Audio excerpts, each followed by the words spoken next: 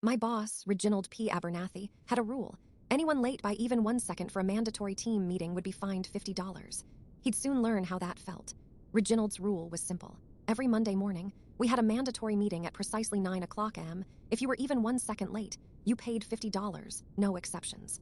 Failure to pay immediately resulted in the loss of 1 week's pay. First, there was Bethany Carter. She arrived at 9 and 4 seconds with a doctor's note, but Reginald remained unmoved. "The rule is the rule, Bethany," he'd said. $50. Then there was David Miller, who was off by a mere 30 seconds due to a train delay. Reginald's cold words. 30 seconds late, David. $50. He would go on to describe the rule as fair and equitable. Reginald's behavior was driven by the fundamental attribution error, where he overestimated the role of personal traits and underestimated situational factors. I, unfortunately, was heavily reliant on my job. I was on the brink of losing my apartment if I missed even 1 week of rent, a difference of $350. So I knew I had to be careful. I chose to arrive at work at 8 o'clock a.m., an hour early, gathering evidence. I meticulously checked the official time clock, which would be our reference.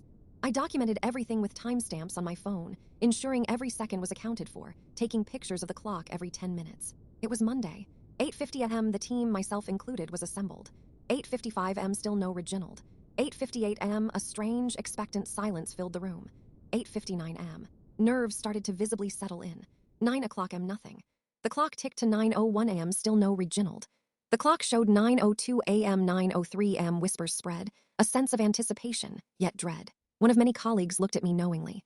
Finally, at 9:15 a.m., Reginald strode in, his face red and flustered. "Terrible traffic," he huffed. "A total nightmare on the highway. I'm so sorry." I calmly stepped forward. "Reginald P. Abernathy," I said.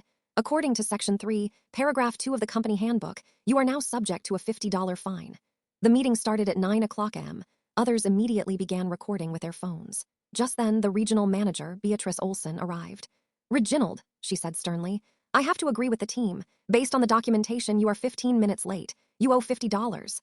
Reginald stammered, his face pale. His excuse had sealed his fate. He was being held to his own standard. His response?